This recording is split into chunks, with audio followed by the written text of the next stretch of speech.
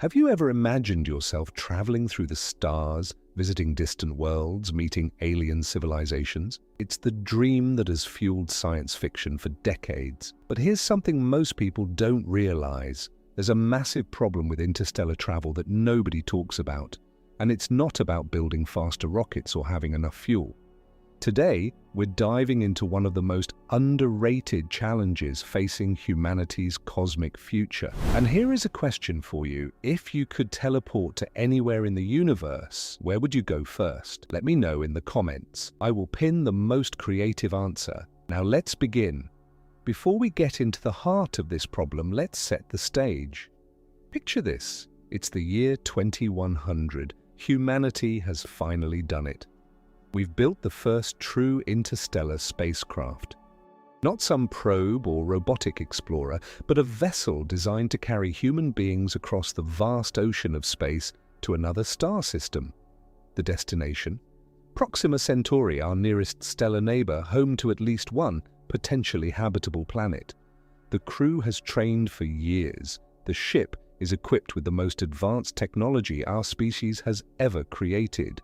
Families gather to watch the launch. Children wave goodbye to astronauts who might never return. The engines ignite and slowly the ship begins its journey into the unknown. But here's where things get interesting. Proxima Centauri is 4.24 light-years away from Earth. That means even traveling at the speed of light, which is approximately 299,792 kilometers per second, it would take over 4 years just to get there. But we can't travel at light speed, not even close. Our fastest spacecraft today, the Parker Solar Probe, reaches speeds of about 692,000 kilometers per hour. Sounds fast, right? But at that velocity, it would take over 6,000 years to reach Proxima Centauri. 6,000 years. To put that in perspective, 6,000 years ago, humans were just figuring out how to write. Civilizations rose and fell, entire languages were born and died, and our spacecraft would still be coasting through the emptiness of space. So scientists and engineers have proposed building faster ships, much faster, ships that could travel at a significant fraction of light speed, let's say 10% the speed of light. That's still an almost incomprehensible 30,000 kilometers per second. At that velocity, the trip to Proxima Centauri would take around 43 years. That's a single human lifetime. Doable, right? Multi-generational ships, cryogenic sleep, advanced life support systems. We could work around the time problem. This is where most discussions about interstellar travel focus: propulsion systems, energy requirements, navigational challenges. These are enormous problems, don't get me wrong. But there's something else lurking in the darkness of space. Something that doesn't care how advanced your engines are or how much fuel you have. Let me paint you another picture. Imagine you're standing in an empty field on a clear night. You look up and see thousands of stars scattered across the sky. Space looks empty, peaceful, serene. It's the perfect void, right? Wrong. Space is not empty, not even close. Between those distant points of light, the space that looks so black and vacant is actually filled with matter. Hydrogen atoms mostly. About 1.8 atoms per cubic centimeter in the interstellar medium. That doesn't sound like much, does it? 1.8 atoms in a space the size of a sugar cube. You might think that's basically nothing, but here's the thing. When you're moving at 10% the speed of light, that nothing becomes something terrifying. When your spacecraft slams into those hydrogen atoms at 30,000 kilometers per second, those atoms don't just bounce off harmlessly, they turn into radiation, intense, deadly radiation. We're talking about collisions so violent that they produce particle showers, secondary radiation, and enough energy to destroy biological tissue and electronic systems alike. It's like driving through a rainstorm, except every raindrop is a bullet, and you're driving at relativistic speeds. This is the problem nobody talks about. This is the silent killer of interstellar dreams. Scientists call it interstellar hydrogen flux radiation. and it's one of the most formidable obstacles to human space exploration beyond our solar system. If you think radiation from solar flares is bad, or cosmic rays from distant supernovae are dangerous, wait until you hear what happens when your own velocity turns the universe into a weapon against you. And before you say, "Can't we just shield against it?" hold that thought. We're going to break down exactly why this problem is so devastatingly difficult to solve. Now let me take you back to 2012. A team of researchers, including William Edelstein from Johns Hopkins School of Medicine, published a groundbreaking paper titled "Speed Kills, Highly Relativistic. Spaceflight would be fatal for passengers and instruments." This wasn't some speculative science fiction piece. This was rigorous physics, cold, hard mathematics, showing that as you approach relativistic speeds, even the near vacuum of space becomes lethal. Their calculations showed that at velocities above 50% the speed of light, the radiation exposure from interstellar hydrogen would kill crew members in a matter of days. Days, not years, not months. Days. Think about what that means. You build a ship capable of traveling at half the speed of light. An engineering miracle, a triumph of human ingenuity. You load it with the bravest explorers humanity has to offer. You launch it toward the stars. And within a week, everyone on board is dead, not from equipment failure, not from some alien attack, but from the universe itself, from the hydrogen atoms that were there all along, invisible, waiting. It's like discovering that the ocean you're trying to cross is made of acid. The faster you go, the worse it gets. If you're enjoying this exploration into the dark realities of space travel, make sure you're subscribed to this channel and give this video a like. Your support really helps me create more content like this, diving deep into the mysteries of the cosmos. So why is this radiation problem so severe? Let's dig into the physics. When an object moves through space, it encounters particles. At low speeds, these encounters are relatively harmless. You might get a few impacts, maybe some erosion over time, but nothing catastrophic. However, as your velocity increases, especially as you approach a significant fraction of light speed, the physics changes dramatically. The kinetic energy of collisions skyrockets. Remember, kinetic energy is proportional to the square of velocity. Double your speed, and you quadruple the energy of each collision. But at relativistic speeds, things get even worse, because you also have to account for relativistic effects described by Einstein's special theory of relativity. At high velocities, the hydrogen atoms you encounter don't just hit you harder, they effectively become high-energy particles from your reference frame. From the perspective of someone on the spacecraft, these hydrogen atoms are moving toward you at a substantial fraction of light speed. When they collide with your ship's hull, they don't just transfer momentum, they interact at the nuclear level, creating cascades of secondary particles, neutrons, protons, pions, gamma rays. These secondary particles penetrate deep into the spacecraft, passing through walls, through shielding, through human bodies. They break apart DNA molecules, destroy cellular structures, fry electronic circuits. The radiation dose increases exponentially with velocity. At 10% light speed, the problem is manageable, though still significant. At 20%, it becomes serious. At 50%, it's lethal. And here's the cruel irony. To make interstellar travel practical, we need to go fast. We need to reach at least 10 to 20% of light speed to make journeys measured in decades rather than millennia. But the faster we go, the more deadly the journey becomes. It's a catch. 22, written into the fundamental laws of physics. Now you might be thinking, but we've dealt with radiation in space before. Astronauts on the International Space Station, missions to the Moon, even proposals for Mars missions, all of them account for radiation exposure. Why can't we just use the same techniques? That's a great question, and the answer reveals just how different interstellar travel really is. The radiation astronauts face in near-Earth space comes from several sources: solar radiation, cosmic rays from distant parts of the galaxy, trapped particles in Earth's magnetosphere known as the Van Allen belts. These are serious hazards, absolutely. Astronauts on long-duration missions to Mars would face elevated cancer risks, potential cognitive impairment, and other health issues from cosmic ray exposure. But here's the difference. Those radiation sources are external and relatively diffuse. They come from the Sun or from rare high-energy events across the galaxy. Shielding helps. Timing your mission to avoid solar storms helps. Spending time in shielded areas of your spacecraft helps. The radiation exposure on a Mars mission, while elevated, is something humans can survive with proper precautions. We're talking about dose rates measured in millisieverts per day. Elevated, yes. Concerning, absolutely. But survivable. Interstellar hydrogen flux radiation is different. It's not coming from some distant source you can avoid or shield against. It's everywhere.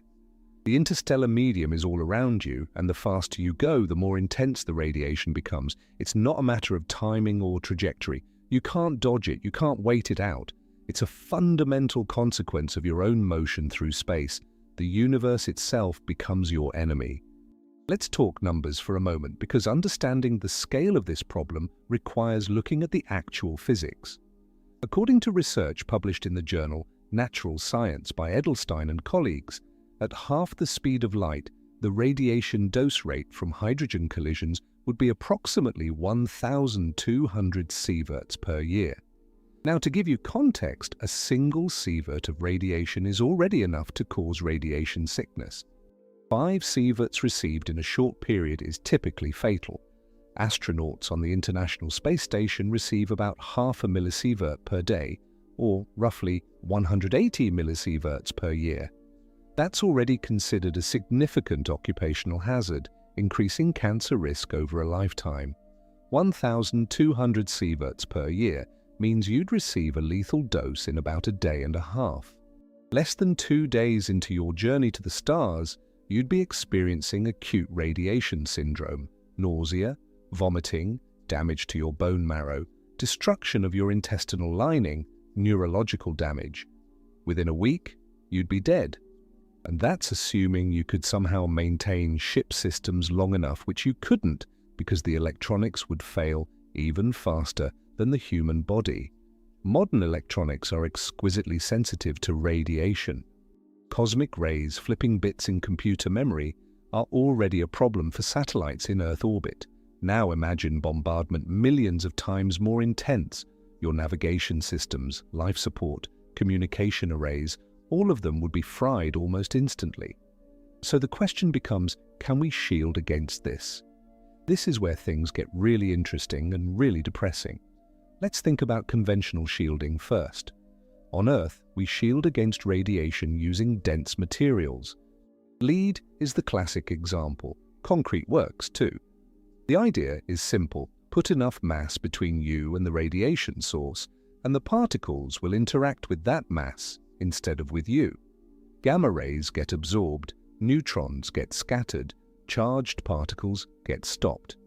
For terrestrial radiation sources and even for spacecraft in near-Earth orbit, this works reasonably well. But interstellar hydrogen flux creates a different problem. First, the sheer energy of the collisions at relativistic speeds means you need enormous amounts of shielding mass. We're not talking about a few centimeters of lead, we're talking about meters of the densest materials available. Second, and this is crucial, when high-energy particles slam into your shielding material, they don't just stop, they create secondary radiation. Those hydrogen atoms hitting your hull don't just disappear. They shatter atomic nuclei in your shielding material, creating sprays of neutrons, protons, and other particles that can be just as dangerous as the original radiation, sometimes more so. This is called a particle cascade, and it's a huge problem. The more shielding you add, the more secondary radiation you create. There's a point of diminishing returns where adding more shielding actually makes things worse, not better. Plus, every kilogram of shielding mass is a kilogram that needs to be accelerated to relativistic speeds, which requires exponentially more energy. The mass of your spacecraft grows, which means you need bigger engines, more fuel, stronger structural elements, all of which add more mass, which requires more energy. It's a vicious cycle. Some calculations suggest that to adequately shield a crew against interstellar hydrogen radiation at 50% light speed, your spacecraft would need to be so massive that accelerating it would require more energy than the Sun produces in a year. That's not an exaggeration, that's what the physics tells us. What about electromagnetic shielding? This is an idea that gets thrown around a lot in science fiction and even in serious scientific proposals. The concept is to create a powerful magnetic field around your spacecraft, similar to Earth's magnetosphere, which deflects charged particles. Since hydrogen atoms in space are ionized, meaning they've lost their electrons and become protons, a magnetic field could theoretically push them away from your ship. Earth's magnetic field does this quite effectively, protecting us from much of the solar wind and cosmic radiation. Could we replicate that on a spacecraft? In principle, yes. In practice, it's incredibly difficult. First, generating a magnetic field strong enough and large enough to protect a spacecraft traveling at relativistic speeds requires enormous amounts of power. We're talking about gigawatts or even terawatts of continuous power output.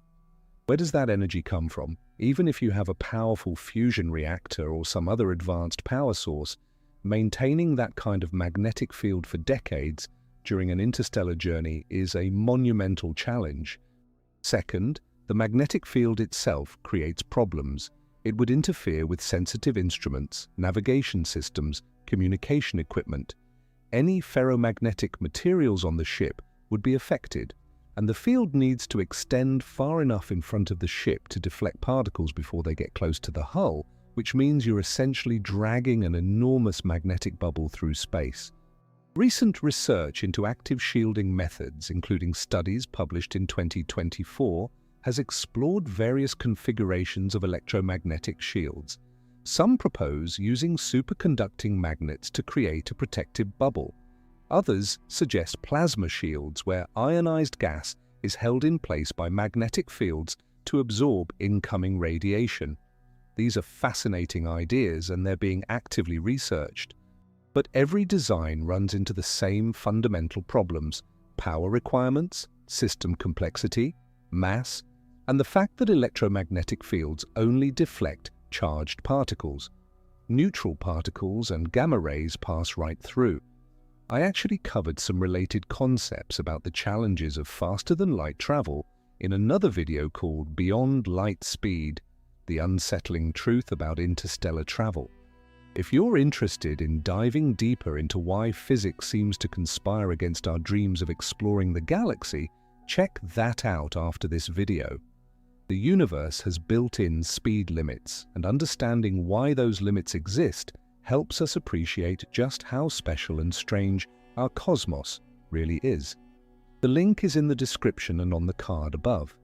There's another proposed solution that sounds like pure science fiction, but is actually grounded in real physics: ice shielding. The idea is to coat your spacecraft in a thick layer of water ice. Water is actually pretty good at absorbing radiation because it contains hydrogen, which is effective at moderating neutrons. Plus, water is relatively abundant in space. You could potentially harvest ice from comets or asteroids, coat your ship with it, and use it as both shielding and a resource. As the ice absorbs radiation and erodes away, you could replenish it from local sources. But again, the math doesn't really work out for relativistic speeds. The amount of ice you'd need would be enormous, adding tremendous mass to your spacecraft. And at high velocities, even ice hitting stray particles in space creates its own problems. Imagine a grain of sand hitting your ice shield at 30,000 kilometers per second. The energy release would be like a small explosive detonating on your hull. Over time, your ice shield would be sandblasted away, potentially faster than you could replenish it.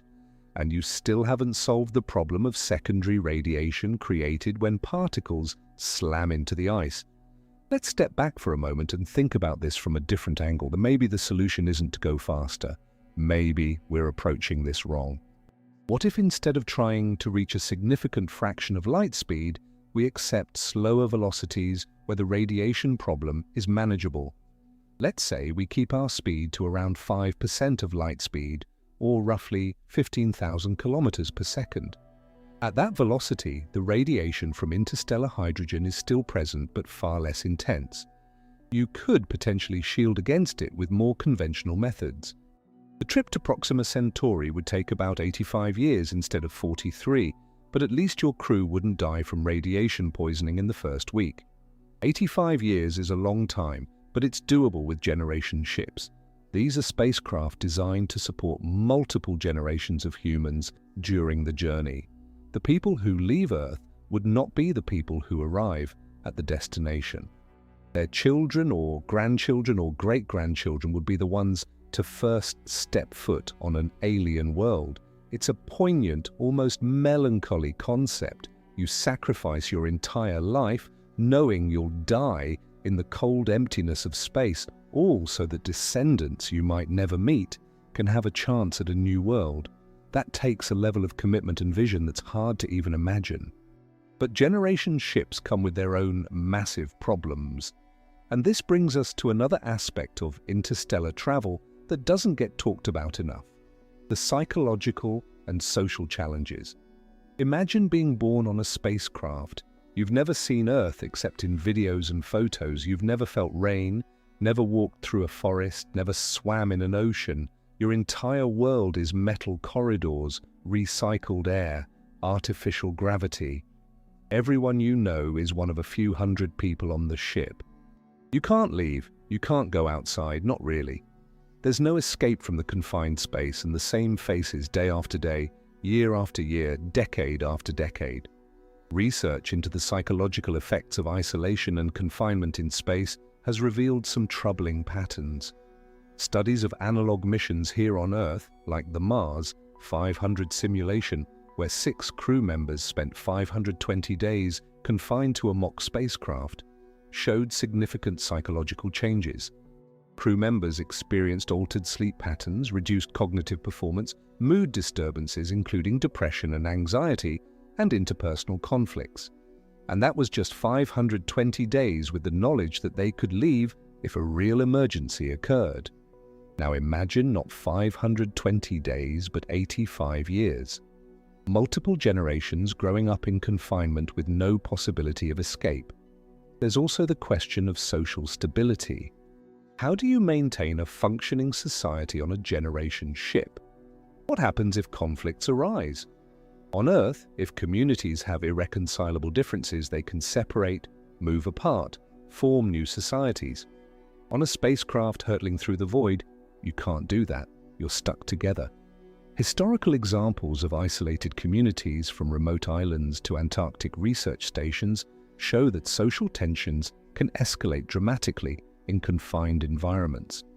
Add to that the pressure of knowing that the success of your mission depends on maintaining complex technology for nearly a century, and you have a recipe for potential disaster. What if there's a mutiny? What if a generation decides they don't want to continue the mission and tries to turn back? What if religious or ideological divisions split the crew into factions? These aren't just hypothetical scenarios. They're genuine concerns that psychologists and sociologists have raised about long-duration space missions. And we don't really have good answers yet. We've never done anything like this before. The longest continuous human presence in space has been on the International Space Station, with individual astronauts staying for up to a year and some change. That's a far cry from multiple generations living their entire lives in the confines of a spacecraft. Then there's the biological problem. Humans didn't evolve for space. We evolved under Earth's gravity, breathing Earth's atmosphere, eating food grown in Earth's soil.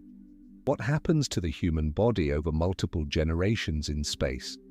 We already know that microgravity causes bone loss, muscle atrophy, fluid redistribution, vision problems, and changes to the cardiovascular system. Astronauts on the ISS exercise for 2 hours every day just to counteract some of these effects, and they still experience significant physiological changes. A generation ship would need artificial gravity probably created by rotating the spacecraft. But we don't know what the long-term effects of artificial gravity at different levels might be. What if children born in slightly lower gravity develop differently? What if their bones and muscles don't develop the same strength as Earth-born humans? There are also concerns about radiation exposure over multiple generations, even at lower velocities, where the interstellar hydrogen flux is less intense. Cosmic rays are still present, and they can cause genetic damage. What happens to mutation rates over several generations in space? Could accumulated genetic damage lead to health problems in later generations? We simply don't know. These are questions that we'd need to answer before attempting a multi-generational interstellar journey. Now let's talk about something that sounds almost philosophical but is grounded in hard physics: time dilation. This is one of the most mind-bending consequences of traveling at relativistic speeds, and it adds yet another layer of complexity to the interstellar travel problem. According to Einstein's special theory of relativity, time passes differently for objects moving at different speeds. The faster you go, the slower time passes for you relative to a stationary observer. This isn't some abstract mathematical trick. It's a real, measurable effect that has been confirmed countless times through experiments. At low speeds, the effect is negligible. A jet pilot flying at 1,000 kilometers per hour experiences time dilation, but it amounts to nanoseconds over a lifetime. You'd never notice it. But at relativistic speeds, the effect becomes dramatic. Let's say you're traveling at 90% the speed of light. For every year that passes on your spacecraft, about 2.3 years pass on Earth. Travel at 99% light speed, and the ratio becomes even more extreme. 1 year for you equals about 7 years on Earth. At 99.9% light speed, 1 year for you equals over 22 years back home. This creates a strange situation. From the perspective of the travelers, the journey might seem relatively short. A trip that takes 80 years in Earth time might only take 30 years from the crew's perspective if they're traveling fast enough. In theory, this could make interstellar travel more bearable. You wouldn't age as much during the journey. You could potentially visit multiple star systems within a single lifetime, subjectively speaking. This is the silver lining of relativistic travel, the one advantage that might make the enormous challenges worthwhile. But here's the problem. Time dilation doesn't help you with the radiation issue. In fact, it makes it worse. Remember, the intensity of radiation from interstellar hydrogen depends on your velocity relative to the interstellar medium. From your reference frame on the spacecraft, those hydrogen atoms are still slamming into you at near-light speed, creating the same deadly radiation. Time dilation affects how you experience the passage of time, but it doesn't change the physics of particle collisions. You're still receiving the same radiation dose per unit of proper time. So while the journey might feel shorter to you, you're still being bombarded by lethal radiation the entire way. There's also the communication problem created by time dilation. If you're traveling at 99% light speed and you send a message back to Earth, not only does that message take years to arrive because of the distance, but there's also a time dilation factor. The delay between sending a message and receiving a response becomes enormous. By the time you get a reply to a question, decades might have passed on Earth. The people who sent you the response might be retired, elderly, or dead. The technology, politics, and culture of Earth could have changed dramatically. You're not just separated by distance, you're separated by time itself. This creates a profound isolation. Imagine leaving Earth in the year 2100, traveling to a star system 40 light-years away at near-light speed. From your perspective, the journey takes maybe 10 years due to time dilation, but when you arrive, it's the year 2145 on Earth. Everyone you knew is gone. The world you left behind has moved on without you. If you send a message announcing your arrival, it'll take 40 years to reach Earth, arriving in the year 2185. Any response will take another 40 years to reach you. arriving in 2225. By that time, over a century will have passed since you left Earth, and only 25 years from your perspective. You're a ghost from the past, communicating with a future you can barely imagine. Some scientists and philosophers have argued that this makes interstellar travel fundamentally lonely in a way that nothing in human history has ever been. Explorers throughout history have ventured into unknown lands, crossed oceans, climbed mountains, but they could always come back. They could return home and share their stories. Interstellar travelers, especially at relativistic speeds, can't really do that. If you turn around and come back, everyone you knew is gone. Your entire world has changed. You're a time traveler, skipping forward through history, never able to truly return home. But let's set aside the existential dread for a moment and focus on another practical problem: navigation and collision avoidance. Space isn't perfectly empty. Besides hydrogen atoms, there are dust grains, larger particles, even rogue asteroids and comets drifting through the interstellar medium. At relativistic speeds, hitting even a tiny object could be catastrophic. A grain of sand the size of a pinhead hitting your spacecraft at 50% light speed would release energy equivalent to several kilograms of TNT exploding. A pebble the size of a marble would be like a nuclear bomb going off on your hull. So you need to detect these objects and either avoid them or destroy them before they hit you. But here's the challenge. At relativistic speeds, you don't have much warning. Light itself can only travel so fast, and you're moving at a significant fraction of that speed. If you're going at 90% light speed and there's an object ahead of you, the light from that object is only reaching you slightly faster than you're catching up to it. Your detection range is compressed. You might only have seconds or minutes to react to an obstacle that could destroy your entire ship. Some proposals suggest using powerful lasers or particle beams to vaporize small objects in your path. Imagine your spacecraft continuously firing a laser ahead of itself, sweeping the path clear of debris. But this requires enormous amounts of power, adds yet another complex system that needs to function flawlessly for decades and might not even work against larger objects.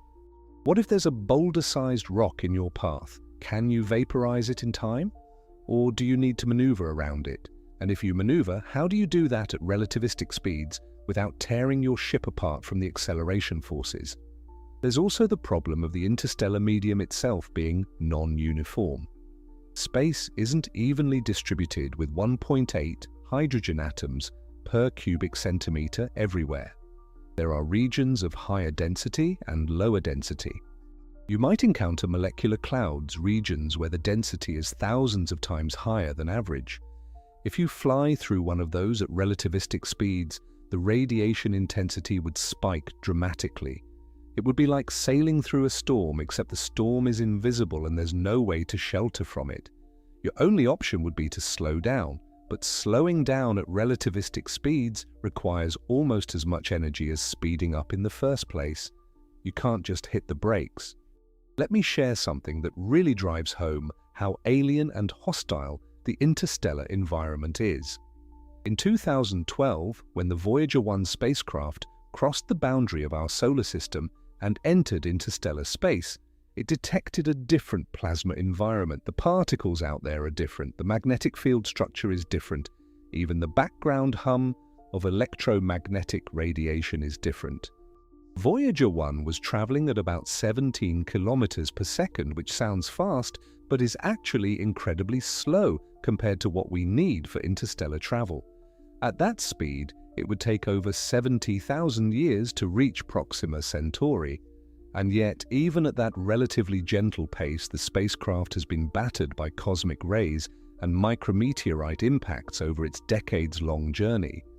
Now scale that up to velocities thousands of times faster, and you begin to see the problem.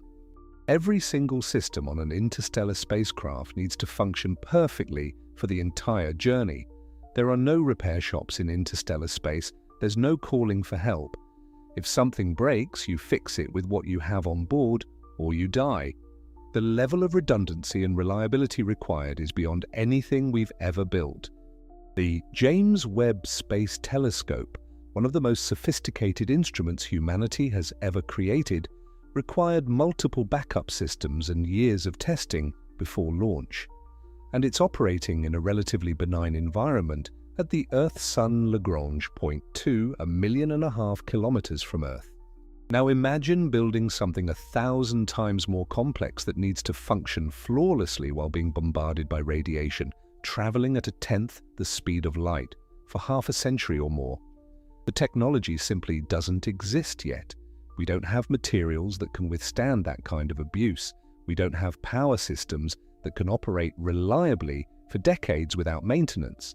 We don't have life support systems that can sustain humans for multiple generations in a closed environment. We don't have propulsion systems that can accelerate a massive spacecraft to relativistic speeds efficiently. Every single one of these challenges is monumental on its own. Combined, they form a wall of difficulty that seems almost insurmountable. But here's where it gets really interesting. Despite all of these problems, despite the radiation, the time dilation, the isolation, the technological hurdles, scientists haven't given up, because that's what we do as a species. We look at the impossible and we figure out how to make it possible. We split the atom, we cure diseases, we put humans on the moon, we're exploring Mars with robots, we've sent probes to the outer solar system and beyond, we've detected gravitational waves from colliding black holes billions of light years away, we've imaged the shadow of a black hole. Every one of those achievements seemed impossible at one point, and yet we did them. So what are the potential solutions being explored? One radical idea is to forget about sending biological humans altogether, and instead send artificial intelligence. Machines don't need air, water, or food. They don't suffer from radiation damage the same way biological tissue does. You can shield electronics more easily than you can shield a human body. An AI could be put into a dormant state during the long journey, consuming minimal power, and activated when it reaches its destination. It could explore, gather data, and send information back to Earth. The knowledge gained would still take decades or centuries to reach us, but at least we'd be learning about other star systems. But this solution feels like a compromise, doesn't it? It's not the same as humans walking on alien worlds, breathing alien air, looking up at alien skies. There's something fundamentally human about exploration, about physically being there, experiencing it with your own senses. Sending robots feels like watching a movie instead of living the adventure. It's better than nothing, absolutely, but it's not the dream. It's not the vision that has inspired generations of scientists, writers, and dreamers. We want to go there ourselves. We want to be the ones who plant the flag, who make first contact, who build the first settlements under alien suns. Another idea that's gained traction in recent years is the concept of sending microscopic spacecraft. The Breakthrough Starshot project, announced in 2016, proposes building thousands of tiny spacecraft, each weighing just a few grams, equipped with light sails. Powerful laser arrays on Earth would push these light sails, accelerating the tiny probes to about 20% the speed of light. At that velocity, they could reach Proxima Centauri in about 20 years. The probes would carry miniaturized cameras and instruments, gathering data as they fly past the star system and beaming the information back to Earth. This is actually feasible with near-future technology. The probes are so small that their mass is minimal, meaning you don't need enormous amounts of energy to accelerate them. Their tiny size also means that the probability of hitting a devastating piece of space debris is lower. And because you're sending thousands of them, even if many are destroyed en route, some would still make it through. It's a shotgun approach to interstellar exploration. Fire enough probes and statistically, some will succeed. The Breakthrough Starshot concept is elegant in its simplicity, but it also highlights what we'd be giving up. These probes wouldn't stop at Proxima Centauri. At 20% light speed, they'd zip past the star system in a matter of hours, frantically gathering as much data as possible before flying off into the darkness beyond. There's no slowing down because that would require even more energy than the initial acceleration. So you get one brief glimpse, one flyby, and then it's over. It's like driving past a beautiful landscape, hundreds of kilometers per hour. You see it, you capture a few images, and then it's gone forever. And there's still the radiation problem even for these tiny probes. At 20% light speed, interstellar hydrogen still poses a threat. The probes would need shielding, which adds mass, which makes them harder to accelerate. The electronics would need to be radiation hardened, which makes them more expensive and complex. The communication systems would need to survive the journey and still function well enough to transmit data back across 4.2 light-years of space.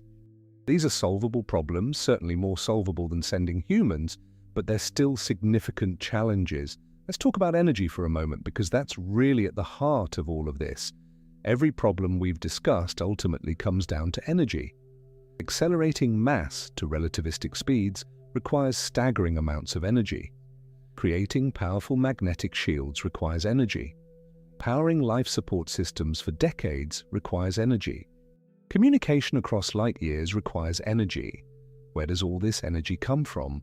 Our best current power sources for spacecraft are nuclear reactors and solar panels.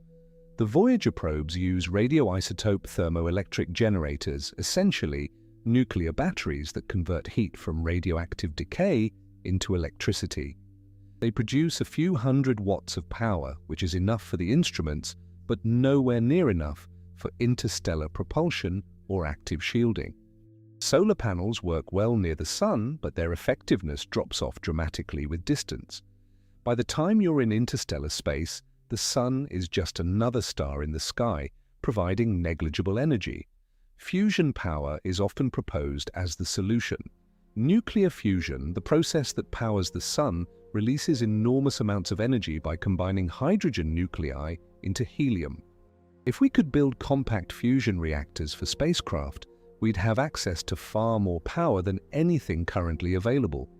Fusion fuel, deuterium and tritium, or other hydrogen isotopes, is relatively compact and energetically dense. A kilogram of fusion fuel contains millions of times more energy than a kilogram of chemical rocket fuel. But here's the problem: we still haven't achieved practical fusion power here on Earth. Despite decades of research and billions of dollars invested, we don't yet have a fusion reactor that produces more energy than it consumes. Recent breakthroughs at facilities like the National Ignition Facility have achieved fusion ignition, where the fusion reaction produces more energy than was delivered to the fuel capsule. But the overall system still consumes far more energy than it produces. And these are enormous building-sized facilities with massive laser arrays and complex magnetic containment systems.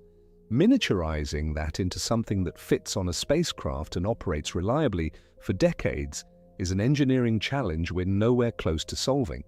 Even if we had perfect fusion power, there's still the fundamental rocket equation to contend with. To accelerate a spacecraft to high velocities, you need to expel mass in the opposite direction. The faster you want to go, the more mass you need to expel, but that mass has to come from somewhere, which means you need to carry it with you, which increases your spacecraft's total mass, which means you need even more fuel to accelerate. It's an exponential problem. The Tsiolkovsky rocket equation tells us that the delta V, the change in velocity you can achieve, depends on the natural logarithm of the ratio between your initial mass and final mass, multiplied by the exhaust velocity. For chemical rockets, this limits you to velocities of a few kilometers per second.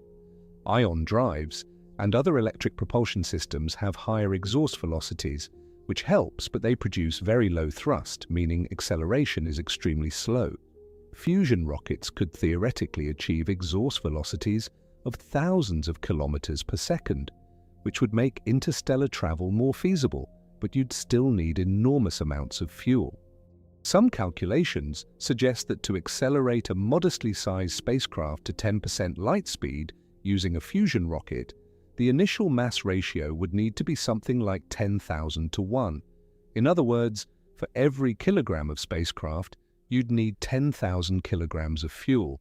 That's simply not practical. This is why many serious proposals for interstellar travel involve external propulsion systems. Instead of carrying your fuel with you, you have the energy source somewhere else, beaming power to your spacecraft. This is the concept behind laser propulsion and the Breakthrough Starshot project. Powerful lasers on Earth, or in orbit, or on the Moon, would beam energy to your spacecraft's light sail, pushing it forward. The advantage is that you don't need to carry fuel.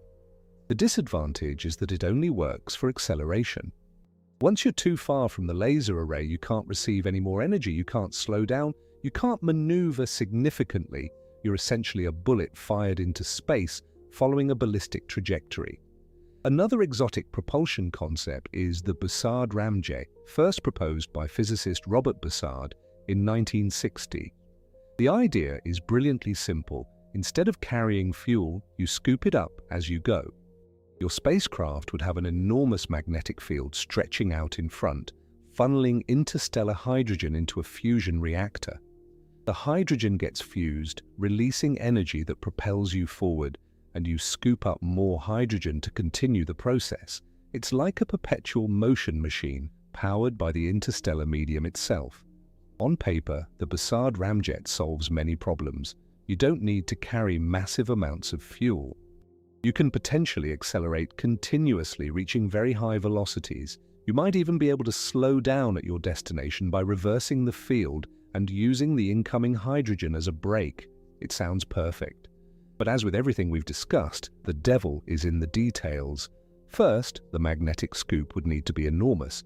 We're talking about a field that extends thousands or even millions of kilometers ahead of the spacecraft to gather enough hydrogen for the fusion reactor. Creating and maintaining such a field requires enormous power. Second, the density of interstellar hydrogen is so low that even with a giant scoop, you might not collect enough fuel to sustain fusion. Third, and most ironically, the very mechanism you're using to collect fuel would also concentrate the hydrogen radiation problem we've been discussing. You're deliberately gathering up all those hydrogen atoms and funneling them toward your spacecraft. Even if you're fusing most of them, some would still impact your ship, and at relativistic speeds, that's lethal. Researchers have proposed variations on the ramjet concept to address these issues, magnetic sails that use the interstellar medium for braking rather than propulsion. Hybrid systems that combine laser acceleration with ramjet-sustained velocity. Antimatter catalyzed fusion, where tiny amounts of antimatter are used to trigger fusion reactions in hydrogen fuel. Each variation solves some problems while creating others. The fundamental challenge remains: moving large masses to relativistic speed safely is incredibly difficult. Now I want to shift gears and talk about something that might seem tangential, but is actually deeply connected to all of this: the Fermi paradox. This is the apparent contradiction between the high probability of extraterrestrial civilizations existing and the complete lack of evidence for them. If the universe is so vast and so old, and if planets are common and life arises readily, then where is everybody? Why haven't we detected alien civilizations? Why haven't they visited us? One possible answer to the Fermi paradox is exactly what we've been discussing. Interstellar travel is so difficult that even advanced civilizations can't or don't do it. The problems we've outlined aren't just human problems, they're physics problems. They apply to any biological civilization trying to travel between stars. The radiation from interstellar hydrogen doesn't care if you're human or alien. The energy requirements don't change based on your level of technological development. The vast distances and timescales remain the same. Maybe every civilization that reaches a certain level of technology realizes what we're realizing now, that interstellar travel is prohibitively difficult and dangerous. Maybe they decide it's not worth the cost and risk. Maybe they focus instead on developing their own star system, building habitats in space, colonizing their local planets and moons. Our solar system alone could potentially support trillions of humans if we fully utilized its resources: asteroid mining, orbital habitats, settlements on Mars and the moons of Jupiter, and Saturn. You could build an entire galactic civilization without ever leaving your home star system. Or maybe advanced civilizations do explore the galaxy, but not with physical spacecraft. Maybe they send probes, like we're planning to do with Breakthrough Starshot. Maybe they upload their consciousness into digital form and beam information from star to star at light speed. Maybe they found some aspect of physics we don't yet understand, some loophole that makes travel easier. Or maybe they're out there, but space is so vast that we simply haven't crossed paths yet. Even if the galaxy is teeming with civilizations, the distances are so enormous that contact might be extremely rare. The fact that interstellar travel is so difficult actually makes the search for extraterrestrial intelligence more important, not less. If physical travel between stars is nearly impossible, then electromagnetic signals might be our only means of making contact. Radio waves, laser beams, neutrino transmissions, whatever form their messages might take. Projects like SETI, the Search for Extraterrestrial Intelligence, have been scanning the skies for decades, looking for artificial signals. So far, we've found nothing definitive, but we've barely scratched the surface. The universe is vast, and we've only been listening for a cosmic instant. Think about this. Human civilization has only been broadcasting radio signals for about a century. Those signals have traveled outward in an expanding sphere, now roughly 200 light-years in diameter. That sounds like a lot, but our galaxy is about 100,000 light-years across. Our radio bubble encompasses a tiny fraction of the Milky Way, maybe 0.00002% of the galaxy's volume, and our signals are getting weaker with distance, spreading out in all directions, competing with natural cosmic radio sources. An alien civilization would need very sensitive instruments pointed in exactly the right direction at the right time to detect us, and we'd need the same to detect them. This brings us to another sobering realization about interstellar travel and communication, the sheer scale of time involved. Even if we could travel at the speed of light, which physics tells us is impossible for anything with mass, it would still take years to reach even the nearest stars. Proxima Centauri is 4.24 light-years away. That means information traveling at light speed takes 4.24 years to make the journey. If you're traveling at 10% light speed, it takes over 40 years. During that time, you're essentially cut off from human civilization. Any question you ask Earth takes years to reach them and years more for the answer to come back. By the time you receive a reply, the context of your question might have changed. The problem you were trying to solve might have solved itself or become irrelevant. This communication delay fundamentally changes the nature of exploration. Throughout human history, explorers have always maintained some connection to home, even if it was tenuous. Ships could send messages via other ships they encountered. Expeditions could send runners back to base camps. In modern times, we have instant global communication. Astronauts on the International Space Station can video chat with their families in real time. But interstellar travelers would be truly alone in a way that no human has ever been. They would need to be completely self-sufficient, capable of making all decisions independently, because waiting for guidance from Earth simply wouldn't be practical. This level of autonomy is both liberating and terrifying. Imagine being the captain of an interstellar spacecraft responsible for hundreds of lives, facing a critical decision and knowing that by the time you could consult with anyone on Earth and receive a response, it would be too late. The weight of that responsibility is almost unimaginable. And here's something that researchers in space psychology have discovered through analog missions and studies of isolated populations. Humans need connection. We're social creatures. We evolved in tribes and communities. Extended isolation, even with a small group of companions, takes a profound psychological toll. Studies of Antarctic research stations, submarines, and space station crews have documented a phenomenon called the third quarter effect. This is when psychological stress and interpersonal conflicts tend to peak around the three-quarter mark of a long-duration mission. People become irritable, depressed, conflict-prone. The novelty has worn off, the end isn't yet in sight, and the monotony and confinement become oppressive. Now imagine that effect stretched over not months, but decades. How do you maintain morale and mental health over the course of a 40 or 80-year journey?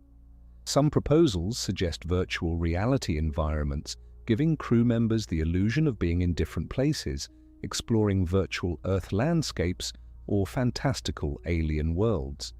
Others propose rotating social structures, dividing the crew into different groups at different times to keep social interactions fresh. Some even suggest periods of hibernation or suspended animation, though the technology for that doesn't exist and might never exist for humans.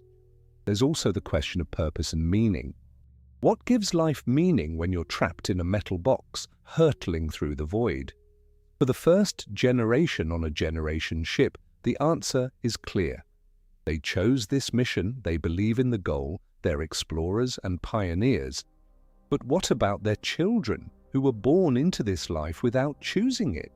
What about the third or fourth generation, who will never see Earth or the destination, whose entire existence is just the middle part of someone else's journey?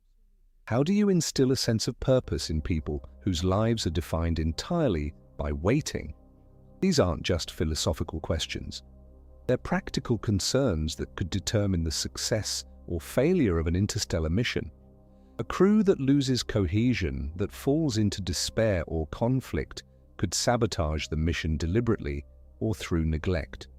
History is full of examples of isolated communities tearing themselves apart. The Donner Party, the Jamestown colony, Antarctic expeditions gone wrong. And those were situations where rescue was at least theoretically possible, where the isolation was temporary. An interstellar crew would have no such comfort. They truly would be on their own.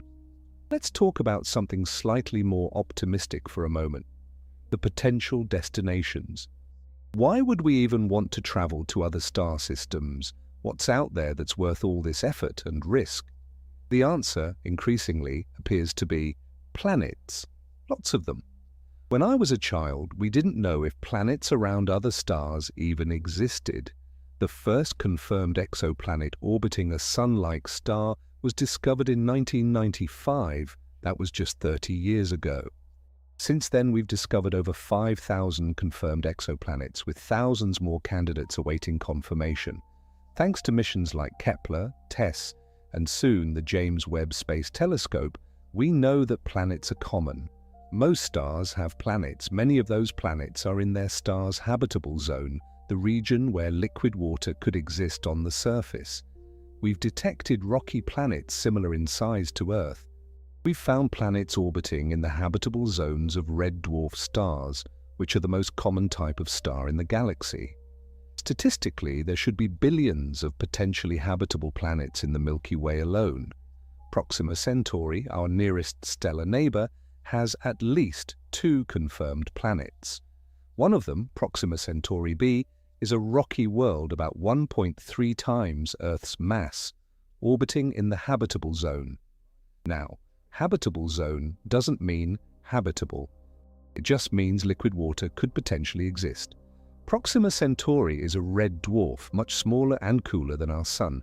Its habitable zone is very close to the star, meaning Proxima b is probably tidally locked, with one side always facing the star and the other in eternal darkness. The star is also prone to violent flares that could strip away the planet's atmosphere, but still the possibility exists. There could be water, there could be chemistry complex enough to produce life. We won't know until we go there, or at least send probes to investigate. The TRAPPIST-1 system, about 40 light-years away, has 7 Earth-sized planets, 3 of them in the habitable zone. The star is even smaller than Proxima Centauri, and the entire planetary system is compact, with all 7 planets orbiting closer to their star than Mercury orbits our Sun. But again, liquid water might be possible. The planets might have atmospheres, there might be oceans, weather, maybe even life. The James Webb Space Telescope is already beginning to analyze the atmospheres of some of these worlds, looking for biosignatures, chemicals that might indicate biological processes. Finding life, even microbial life, on another world would be one of the most profound discoveries in human history. It would answer one of the oldest questions we've ever asked. Are we alone? And if we found complex life, intelligent life, civilizations, that would change everything. Our entire perspective on our place in the universe would shift. We'd no longer be the only example of intelligence and consciousness. We'd be part of a community, a galaxy full of minds asking the same questions we ask, looking up at their skies and wondering who else is out there. But here's the cruel irony. Discovering that life exists on another world doesn't solve the problem of getting there. In fact, it makes the problem more frustrating. Imagine we detect clear biosignatures in the atmosphere of a planet orbiting Proxima Centauri. We know there's life there. We can see it in our telescopes. We can analyze its atmospheric chemistry from 40 trillion kilometers away. But we can't go there. We can't visit. We can't make contact. The distance is too vast. The challenge is too great. It would be like knowing there's a paradise island somewhere in the ocean, seeing it on a map, but having no ship capable of reaching it. The knowledge would be tantalizing and tormenting in equal measure, unless, of course, we're willing to accept timescales that dwarf human lifetimes. This is where the concept of civilizational thinking comes in, as opposed to individual thinking. Most of human history has been focused on individual or generational timescales. We build things that last decades or maybe centuries. We plan for our children and grandchildren. But true interstellar exploration requires thinking on timescales of millennia. It requires a level of long-term commitment that no human society has ever maintained. Consider the pyramids of Egypt, built over 4,000 years ago. They're one of the longest-lasting human constructs. Or the Great Wall of China, built over centuries. These represent the longest timescales of coordinated human effort we have historical examples of. And even these are nothing compared to the timescales of interstellar travel. A journey to a star system 100 light-years away at realistic velocities might take 1,000 years or more. Can any human civilization maintain focus and commitment for that long? History suggests it's unlikely. Empires rise and fall. Languages evolve and change. Technologies that seem permanent become obsolete. The political and social context that launches an interstellar mission might be completely unrecognizable by the time the mission reaches its destination. What if the civilization that launched the ship no longer exists by the time it arrives?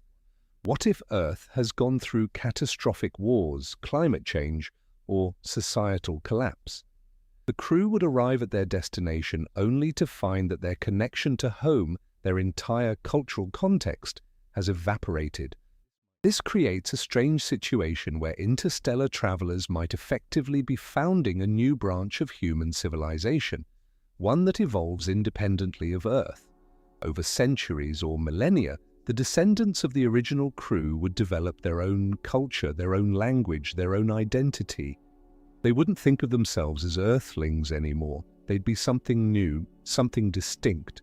And if they successfully colonized a new world, that world would become their home, and Earth would be a distant ancestral memory, a creation myth, a place their great-great-great-grandparents came from long ago. Some scientists and philosophers find this idea beautiful.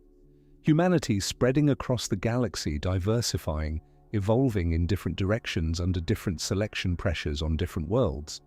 After 1 million years, our descendants might be so different from us that they'd barely recognize each other as the same species. They'd have adapted to different gravities, different atmospheres, different starlight. They might look different, think different, have different values and cultures, and yet they'd all share a common origin on that small blue planet orbiting a yellow star in the outer arm of the Milky Way. Others find the idea profoundly melancholy. The fragmentation of humanity, the loss of shared culture and communication, the loneliness of isolated branches of civilization scattered across light years with no meaningful contact. Each colony would be alone, separated by distances so vast that they might as well be in different universes. Trade would be impossible. Cultural exchange would be limited to one-way transmissions that take decades or centuries to arrive. If one colony faced a crisis, extinction-level disaster, or simply failed, the others would only learn about it long after it was too late to help. This isolation might actually be dangerous for another reason: genetic diversity. Each interstellar colony ship would carry a limited population. For practical reasons, you can't send millions of people on a first mission. You'd be lucky to send hundreds or maybe a few thousand. Small populations face genetic bottlenecks. Without sufficient diversity, inbreeding becomes a problem. Harmful recessive genes become more prevalent. The population becomes vulnerable to diseases. Over many generations, this could lead to genetic degradation. Earth's biodiversity took billions of years to develop and depends on enormous population sizes and genetic mixing.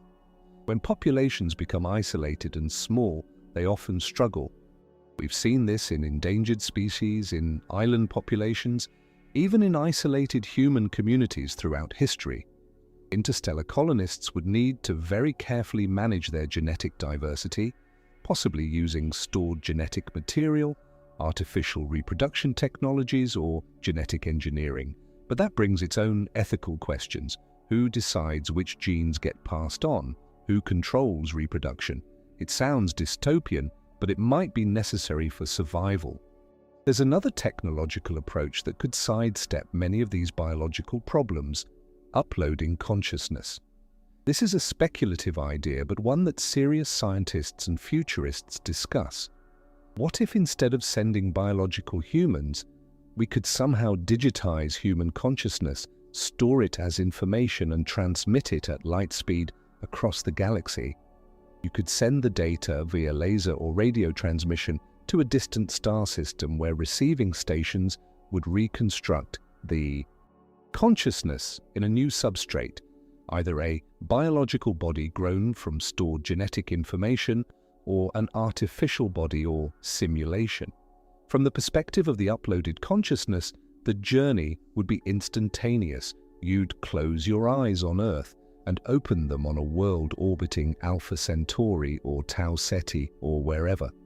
No subjective time would pass, no decades or centuries of confined travel, no radiation exposure, no psychological trauma from isolation, just instantaneous travel at light speed. It sounds like science fiction, and it is, at least with current technology. We don't understand consciousness well enough to know if it's even possible to digitize and reconstruct a human mind. We don't know if the reconstructed consciousness would truly be the same person or just a copy. This gets into deep philosophical territory. If you scan your brain, destroy the original, and create a digital copy, is that copy you? Does it have your consciousness, your subjective experience, your sense of self? Or is it a different entity that merely thinks it's you because it has your memories? And if you don't destroy the original, now there are two of you. Which one is the real you? These are questions philosophers have debated for centuries in various forms, and we still don't have consensus answers. But let's say we solve those problems. Let's say we develop the technology to reliably scan, store, and reconstruct human consciousness. Even then, transmitting that information across light years presents challenges. The signal would need to be incredibly robust to survive the journey. Space isn't empty. There's dust, radiation, magnetic fields, all sorts of interference. A signal traveling for decades or centuries would degrade. You'd need massive amounts of error correction, redundancy, multiple copies of the data sent via different paths. And you'd need infrastructure at the destination. Someone or something would need to receive the transmission, decode it, and reconstruct the consciousness. That means you'd need to send physical equipment ahead of time, which brings us back to all the problems of physical space travel. Or you'd need to ensure another civilization is there to receive your transmission, which assumes contact with aliens or a pre-existing human colony. It's a chicken and egg problem. Let's shift back to near-term realistic possibilities. What could we actually do with current or near-future technology? The answer is robotic exploration. We're already good at this. We've sent robots to every planet in our solar system. We've landed rovers on Mars that have operated for years. We've sent probes to asteroids and comets. The New Horizons spacecraft flew past Pluto in 2015 and continued into the Kuiper Belt. Voyager 1 and Voyager 2 are in interstellar space, still transmitting data over 45 years after launch. These missions demonstrate that we can build machines that survive decades in the harsh environment of space. They're not traveling at relativistic speeds, so they don't face the interstellar hydrogen radiation problem in its most severe form. But they do face cosmic rays, micrometeorite impacts, temperature extremes, and the challenge of operating far from the Sun with limited power. And they've succeeded admirably. The engineering that went into these missions is extraordinary. Every component had to be tested exhaustively, every failure mode considered, every backup system designed. Extending this approach to interstellar missions is conceptually straightforward, even if practically difficult. You design a probe to survive the journey, you accelerate it to the highest velocity you can manage with available propulsion technology, and you point it toward an interesting target. The Breakthrough Starshot initiative is essentially this approach on steroids. Thousands of tiny probes, laser accelerated to 20% light speed, flying past Proxima Centauri. If even a fraction succeed, we'd get our first close-up look at another star system, but flyby missions only give you a glimpse. To really study a destination, you need to slow down and orbit or even land, and that's where things get exponentially harder.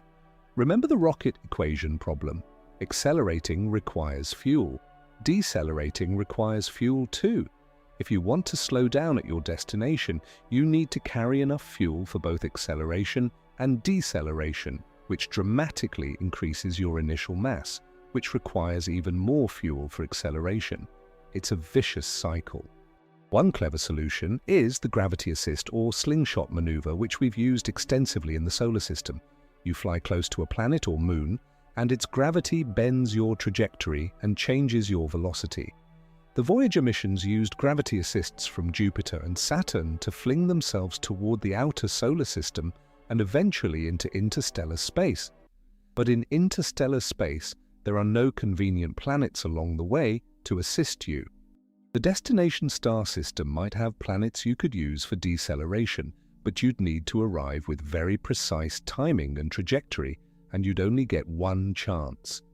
If you miss, you're flying off into the void with no way to correct. Another proposed solution is magnetic braking. As you approach the destination star system, you deploy a large magnetic sail. The sail interacts with the star's stellar wind, the stream of charged particles flowing outward from the star. This creates drag, gradually slowing you down. The physics work, and the advantage is you don't need to carry fuel for deceleration. The disadvantage is the braking process is slow and requires your arrival trajectory to pass through regions of dense stellar wind. For a red dwarf like Proxima Centauri, which has a weaker stellar wind than our Sun, this might not be very effective. Some truly exotic proposals involve antimatter. When matter and antimatter meet, they annihilate, converting their entire mass into energy according to Einstein's famous equation E equals mc squared. This is the most efficient energy conversion possible. Even nuclear fusion only converts a tiny fraction of mass into energy. Antimatter converts all of it. If you had antimatter fuel, you could theoretically achieve incredible velocities with relatively small amounts of fuel mass. The problem, of course, is getting the antimatter. Antimatter doesn't exist naturally in significant quantities anywhere near us. It has to be manufactured using particle accelerators, and the process is phenomenally inefficient and expensive. Creating a single gram of antimatter would require more energy than humanity produces in a year and would cost trillions of dollars with current technology. And once you've created it, you need to store it. which is another monumental challenge because antimatter annihilates instantly upon contact with normal matter. You'd need perfect magnetic containment systems with absolutely zero failures for the entire duration of your mission. So antimatter rockets remain firmly in the realm of theoretical future technology. Maybe in a few centuries, if we develop vastly more efficient ways to produce and store antimatter, it could become practical. But it's not something we're building anytime soon. This is a recurring theme in discussions of interstellar travel. Many of the proposed solutions require technology that doesn't exist and might not be possible to develop for decades or centuries, if ever. This brings us to an uncomfortable truth that I think needs to be said plainly. Interstellar travel might simply not be practical for biological beings. The universe might be structured in such a way that the distances are too vast, the energies required too enormous, the dangers too severe for flesh and blood creatures to traverse. The speed of light isn't just a speed limit, it's a fundamental constant woven into the structure of space-time. And the universe is so incredibly vast that even at light speed, crossing it takes eons. The Milky Way galaxy is about 100,000 light-years across. Traveling from one side to the other at light speed would take 100,000 years. Our neighboring galaxy, Andromeda, is 2.5 million light-years away. The observable universe extends for about 93 billion light-years in all directions. These distances are so enormous that they beggar comprehension. We didn't evolve to think on these scales. Our brains developed to understand distances we could walk, territories we could see, timescales of seasons and lifetimes. Trying to grasp the true scale of the universe is like an ant trying to comprehend the size of Earth. The ant's entire world might be a single garden. The concept of continents and oceans is beyond its cognitive capacity. We might be in a similar position regarding the cosmos. We can measure it, we can describe it mathematically, but truly internalizing that scale is almost impossible. And that scale might be telling us something fundamental about the nature of reality, that the universe is structured to keep civilizations isolated from each other. This isolation might not be accidental.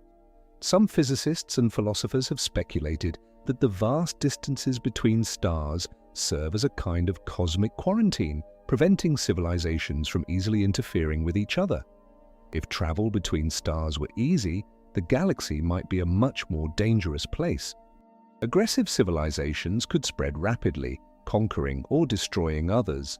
Diseases or invasive species from one world could contaminate others.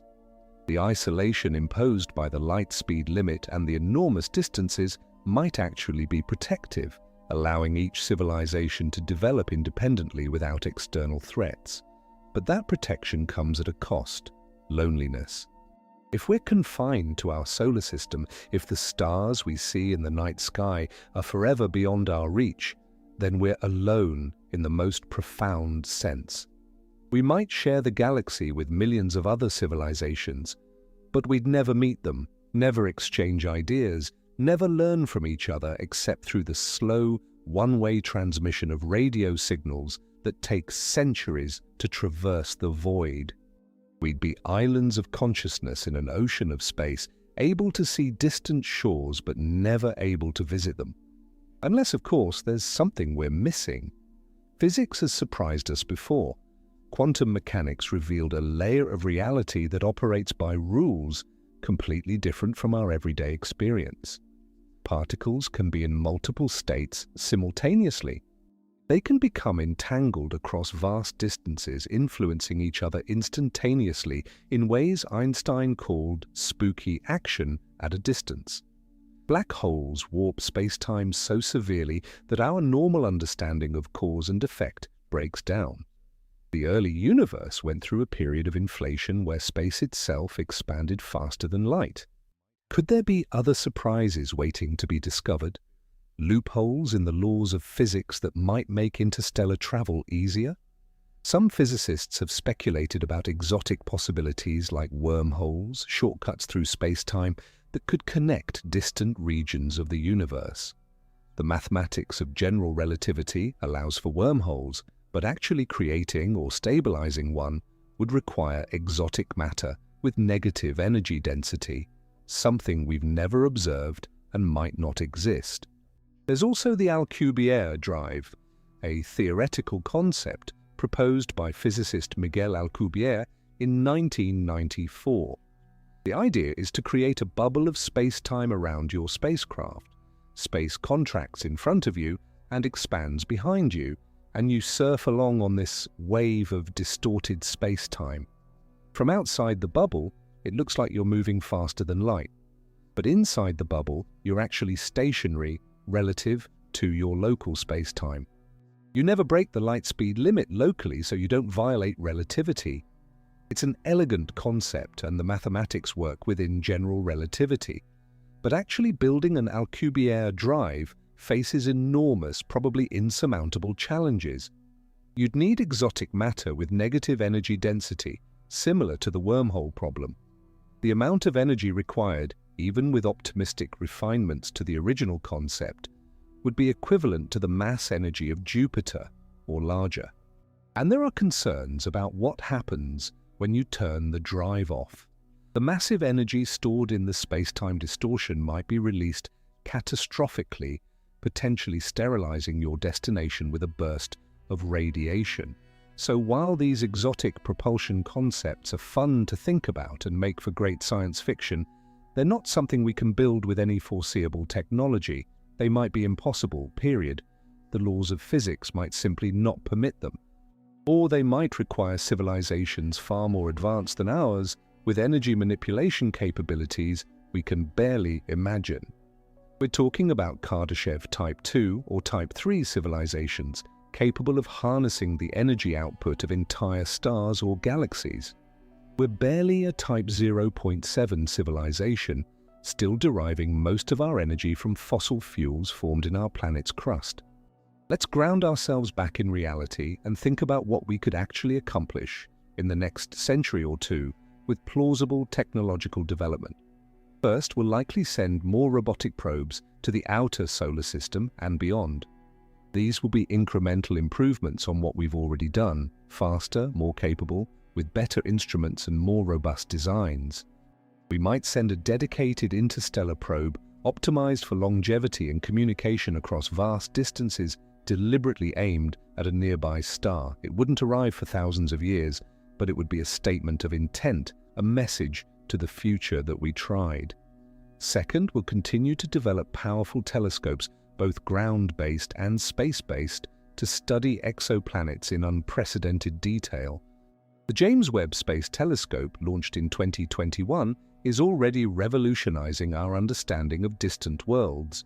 Future telescopes will be even more powerful, capable of directly imaging exoplanets and analyzing their atmospheres for biosignatures. We might discover life without ever leaving our solar system, simply by studying distant planets with sufficiently advanced instruments. Third, we might establish permanent human settlements elsewhere in our solar system. Mars is the obvious first target. Despite its challenges, thin atmosphere, cold temperatures, no magnetic field, it's the most Earth-like planet we have access to. Settling Mars would teach us invaluable lessons about living in hostile environments, maintaining closed-loop life support systems, utilizing local resources. These are all skills that would be essential for eventual interstellar missions, even if those missions are centuries away. The Moon is another prime target. It's much closer than Mars, only 3 days away, which makes resupply and communication easier. The Moon has resources including water ice in permanently shadowed craters near the poles, regolith that could be used for construction and radiation shielding, and potentially valuable minerals. A lunar base could serve as a testbed for technologies and as a platform for launching missions deeper into space, since escaping the Moon's gravity requires far less energy than escaping Earth's. Beyond the Moon and Mars, there are fascinating possibilities.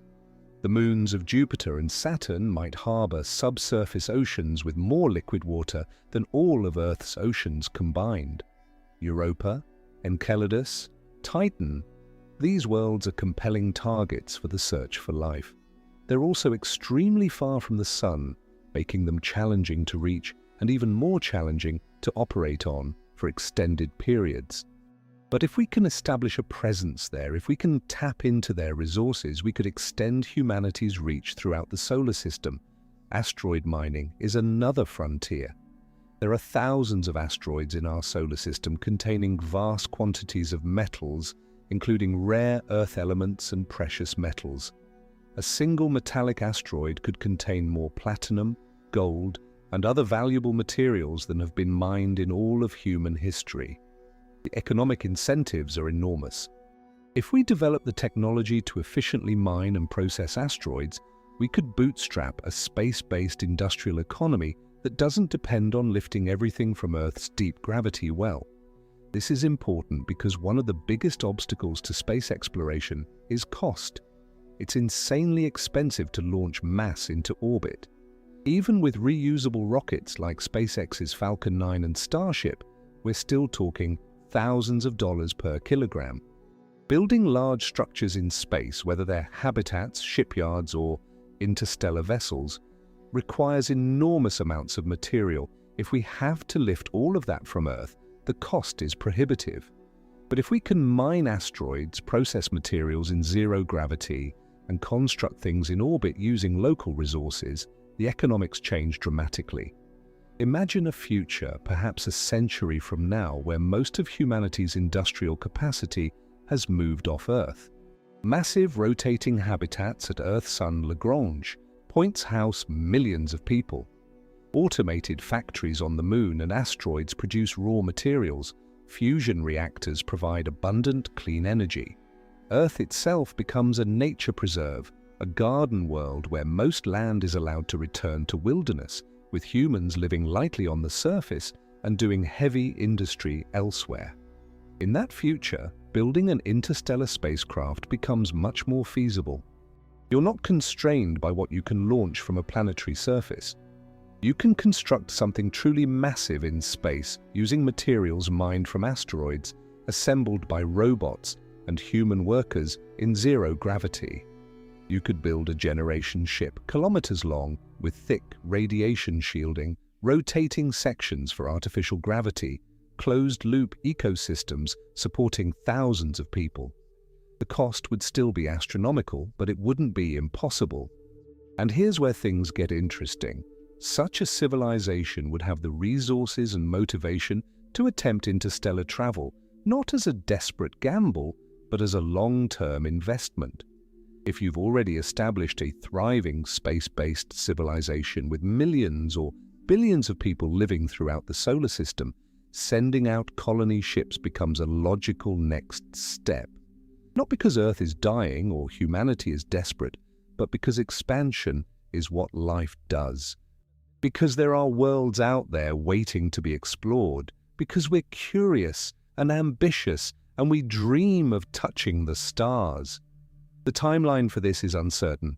Optimists think we could have a significant off-world population within a century. Pessimists think we'll never leave Earth in large numbers, that the challenges are too great, and the political will too fragile. I tend to fall somewhere in the middle. I think we'll muddle through, making incremental progress, facing setbacks, but slowly, gradually building up our capabilities in space. It won't be a straight line of progress. There will be disasters, failures, periods where space exploration stalls. But over the long arc of history, I believe we'll expand outward. And eventually, probably not in my lifetime or yours, but someday we'll send humans to another star. It might be a generation ship taking centuries to make the journey.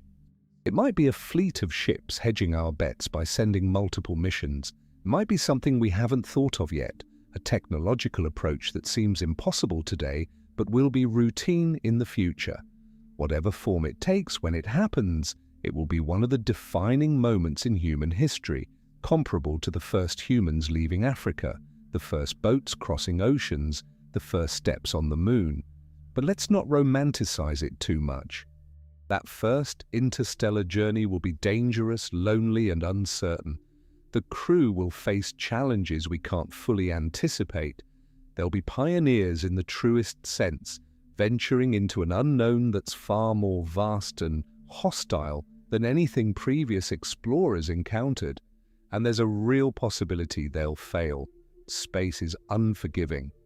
A single critical failure, whether it's a life support malfunction, a collision with debris, a social breakdown among the crew, or any of 1,000 other potential disasters, could end the mission catastrophically. This is why some researchers argue we should send multiple ships to any given destination, separated by years or decades. If one fails, others might succeed. It's the same strategy nature uses: produce many offspring, knowing that most won't survive, but some will. It's a harsh calculus, but it might be the only realistic approach to interstellar colonization. You can't guarantee success for any individual mission, but you can play the odds by attempting multiple missions. There's also the question of what happens when you arrive. Let's say everything goes right. Your generation's ship survives the decades-long journey, arrives at a distant star system, and finds a habitable planet. Now what? You're dealing with an alien environment. The atmosphere might be breathable or it might not. There might be indigenous life, which raises enormous ethical and practical questions. Do you have the right to colonize a world that already has its own ecosystem? What if there's microbial life that's toxic to humans? What if there are pathogens you have no immunity to? The history of exploration on Earth shows us what can happen when different biospheres interact. European contact with the Americas brought diseases that devastated indigenous populations. Invasive species introduced to islands have caused extinctions. Even within Earth's single biosphere, mixing organisms from different regions has caused ecological catastrophes. Now imagine mixing biospheres that evolved completely independently for billions of years. The potential for disaster is enormous. Some scientists advocate for extreme caution, extensive robotic surveys before any human landing, strict quarantine protocols, possibly even establishing orbital habitats rather than surface colonies to minimize contamination. Others argue that we're overthinking it, that if we discover life on other worlds, we should study it, but shouldn't let it prevent colonization.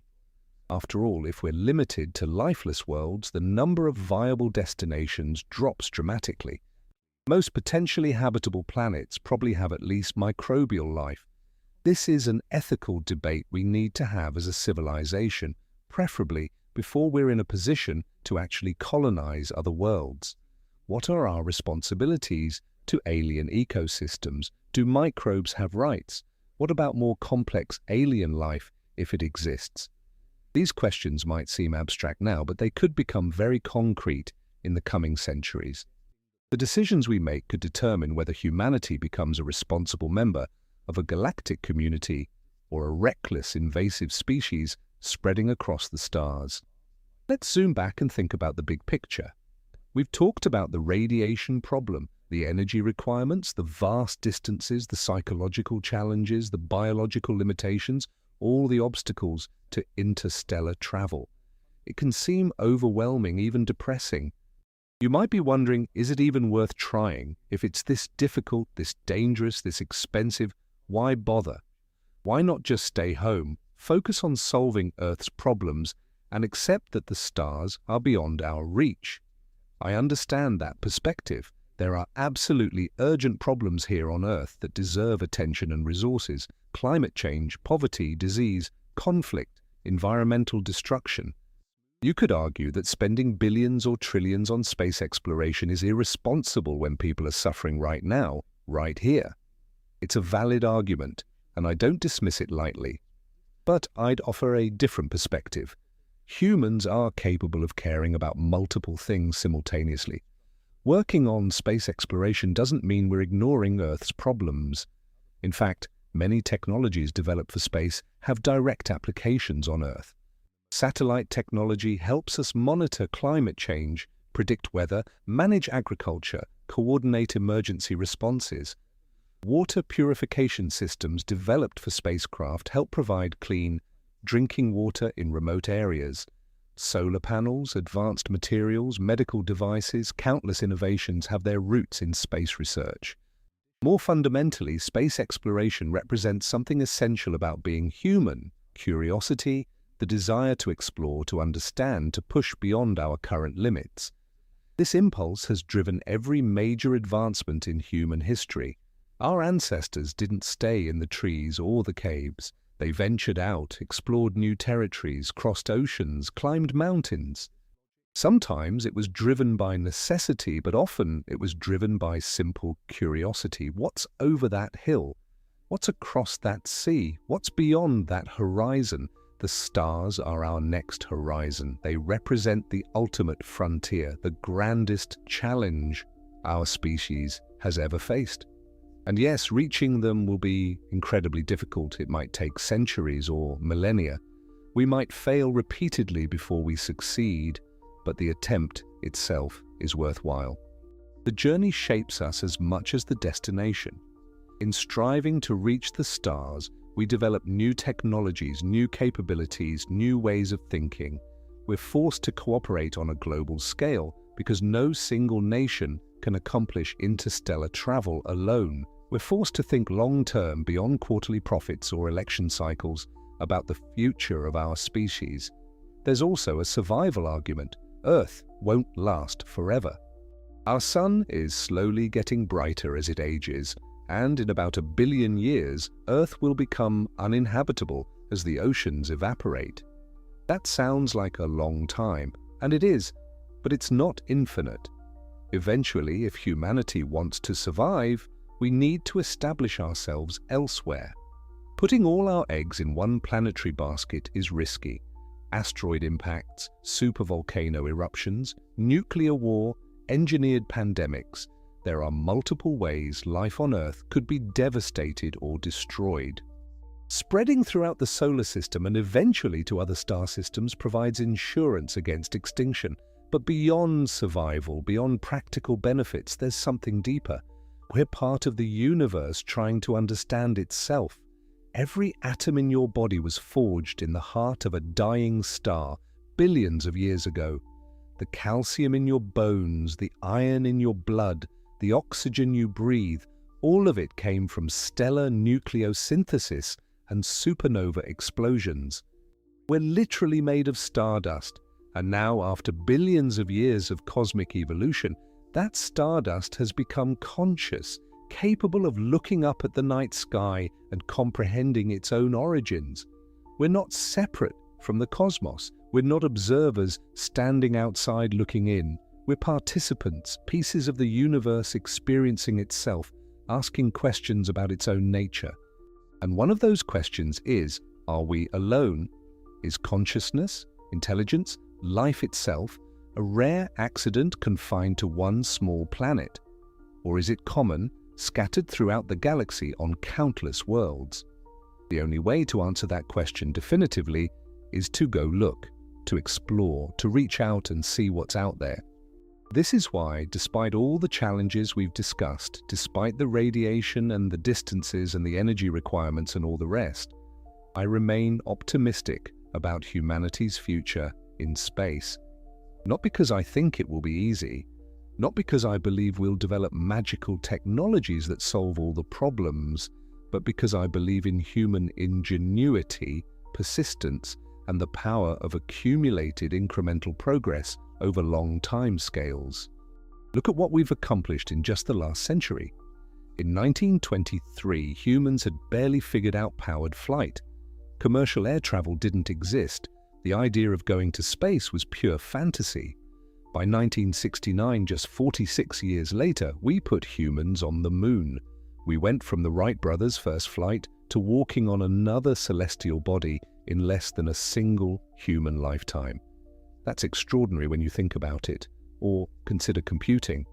The first electronic computers in the 1940s filled entire rooms, consumed enormous amounts of power, and could perform only basic calculations.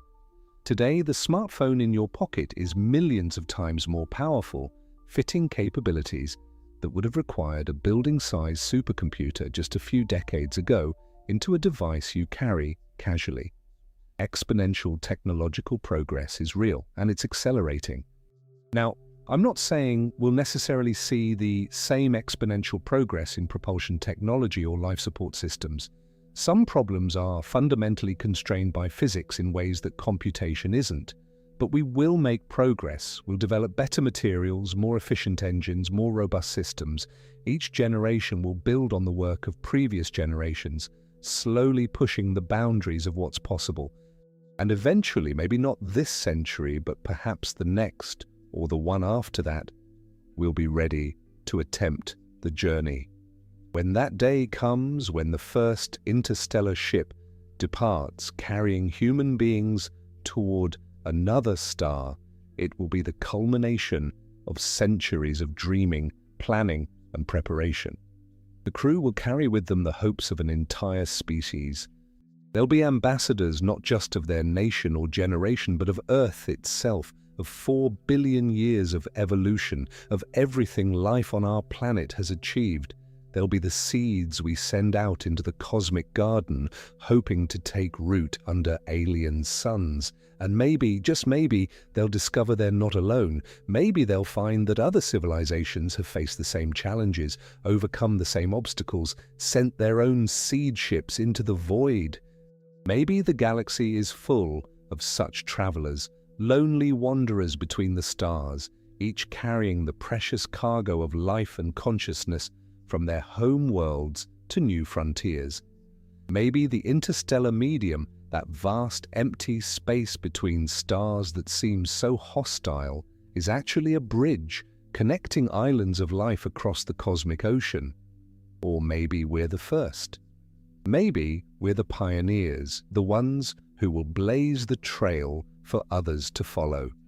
Maybe in 1,000,000 years the galaxy will be full of life and intelligence because we had the courage to take those first difficult steps. That's both a humbling and an empowering thought. We might be living at a pivotal moment in cosmic history, the moment when one planet's biosphere begins its expansion beyond its homeworld, seeding life throughout the galaxy. Of course, there's also the possibility that we'll fail, that the challenges are simply too great, the physics too unforgiving, the distances too vast, that humanity will remain forever confined to our solar system, able to observe the universe, but never to touch it beyond our local neighborhood. If that's the case, if we're fundamentally limited by the structure of space-time itself, then we need to make peace with that reality and find meaning within our cosmic constraints. But even in that scenario, we're not without purpose. Our solar system is vast and full of resources. We could build a thriving interplanetary civilization with billions or even trillions of people living throughout the system.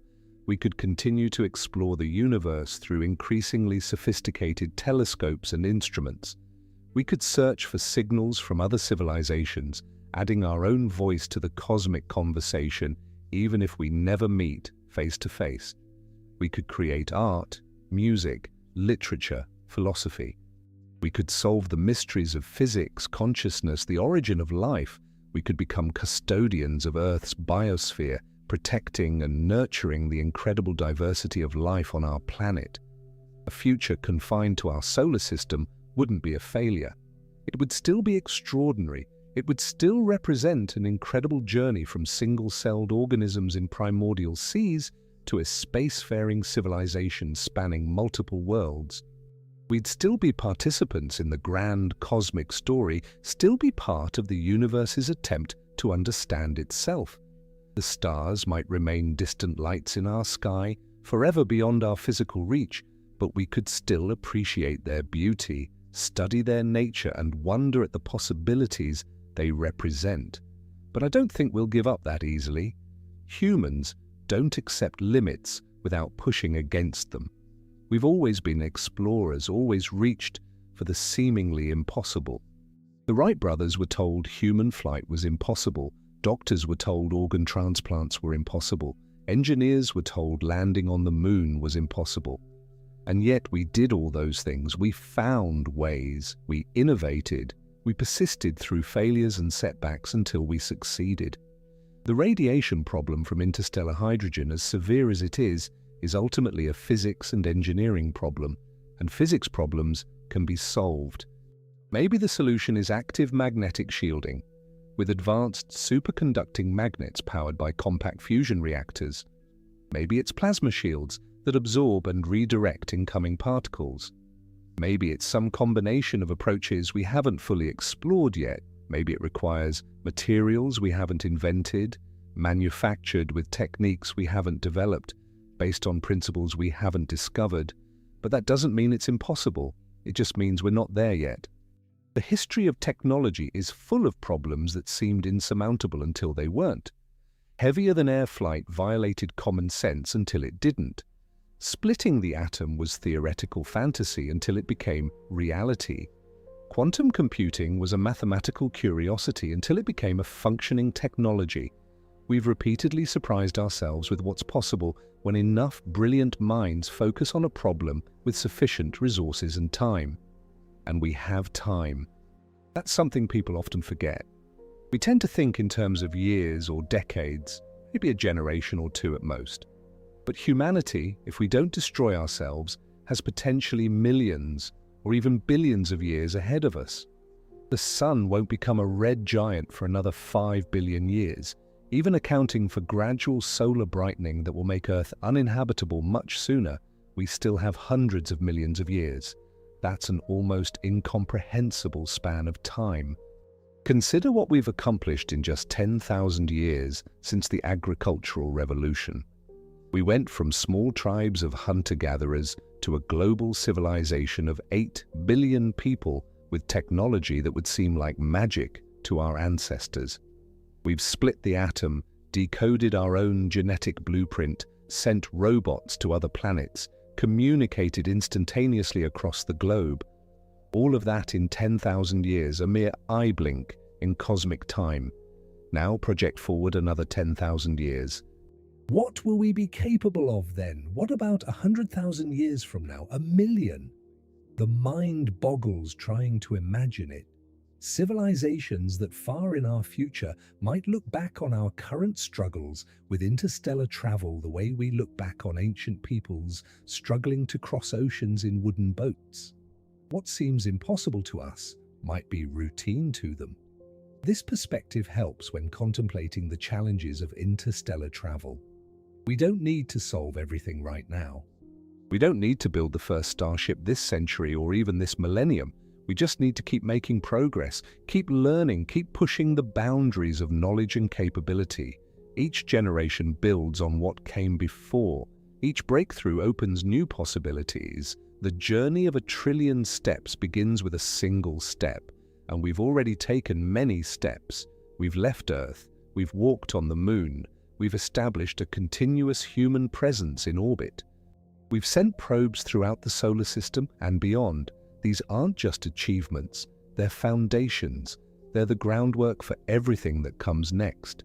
Every astronaut who spends time on the International Space Station teaches us more about how humans adapt to space. Every Mars rover that analyzes alien soil teaches us more about other worlds. Every exoplanet discovery teaches us more about the diversity of planetary systems. We're accumulating knowledge, building expertise, developing technology. It's all part of the long, slow process of becoming a truly spacefaring civilization.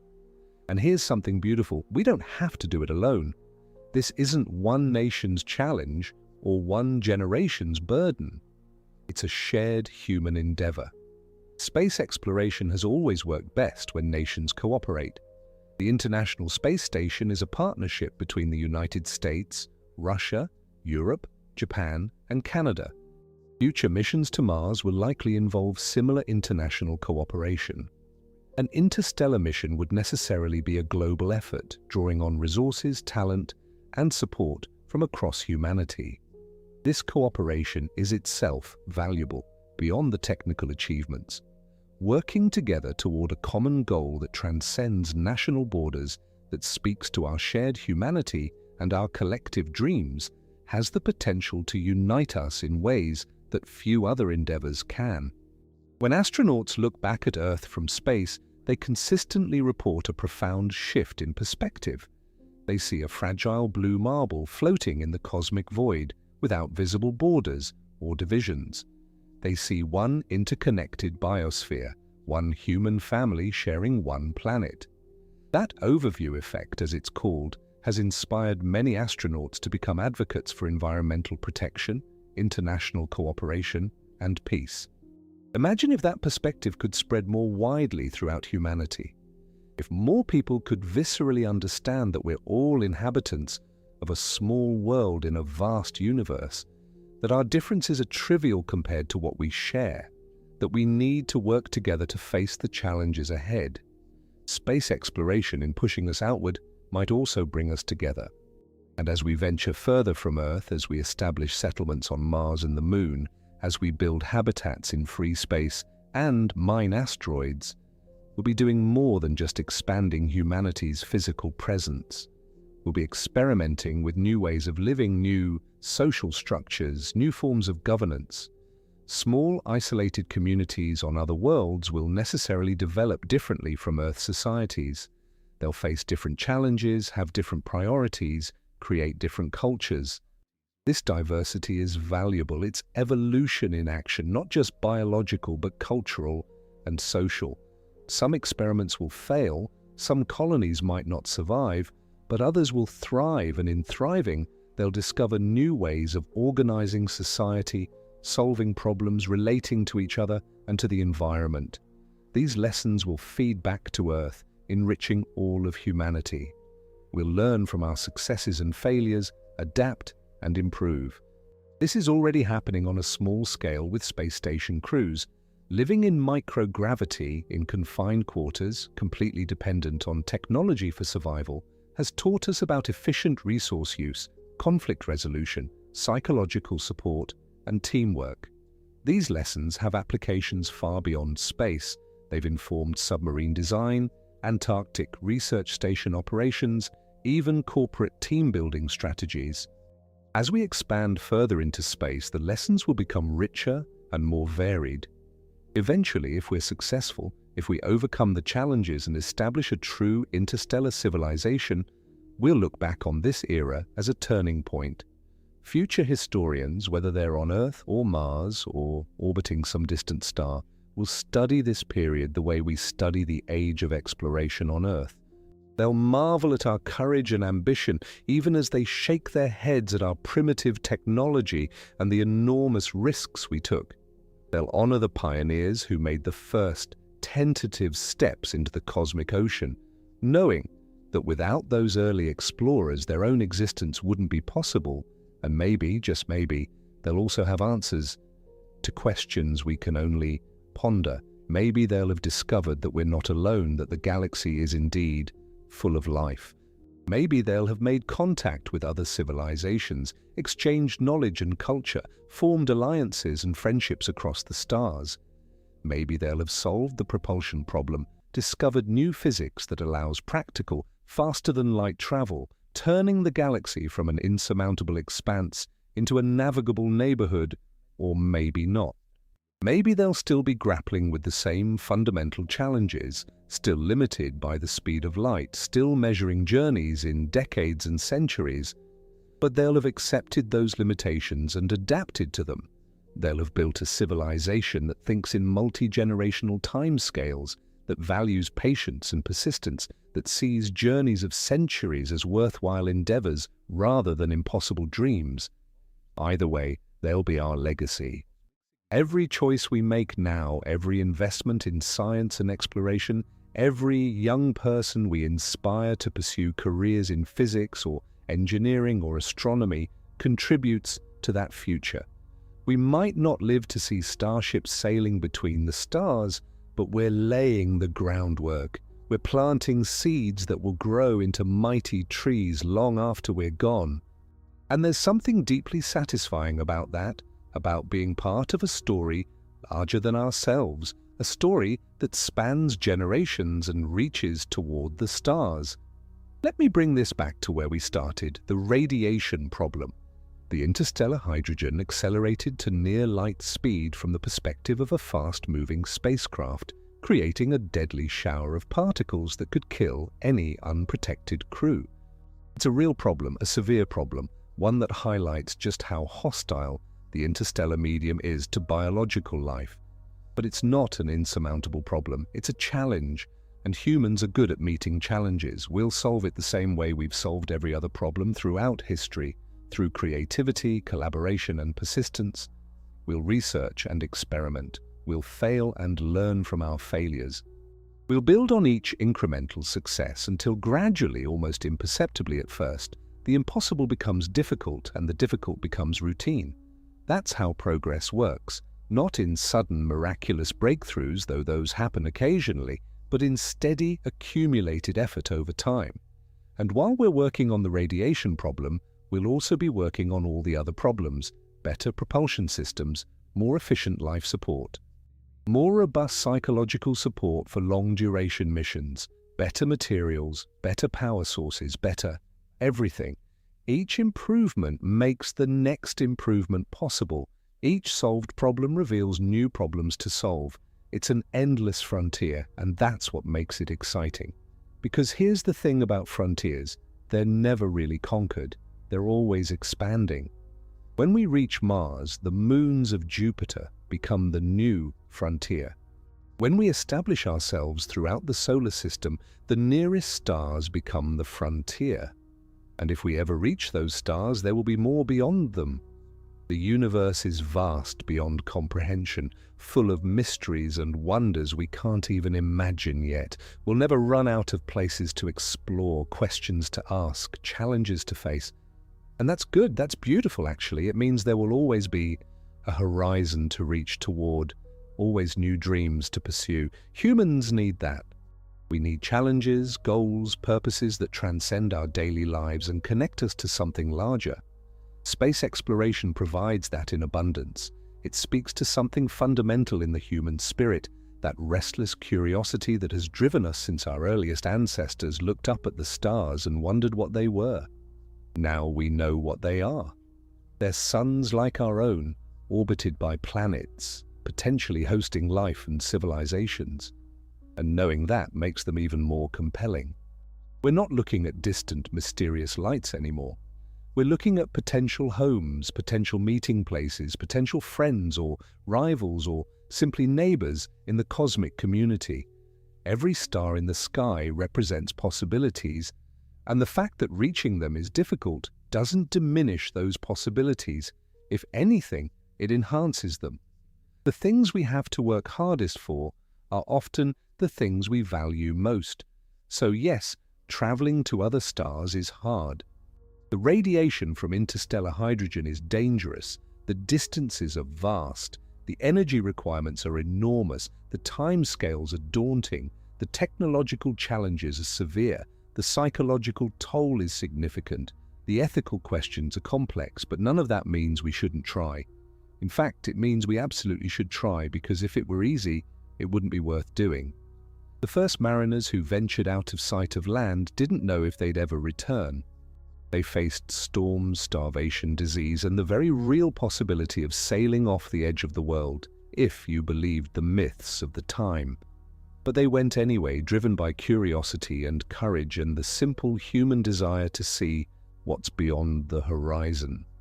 And because they went, because they risked everything, humanity discovered new continents, new cultures, new possibilities. The world expanded and we grew with it. The same will be true of space.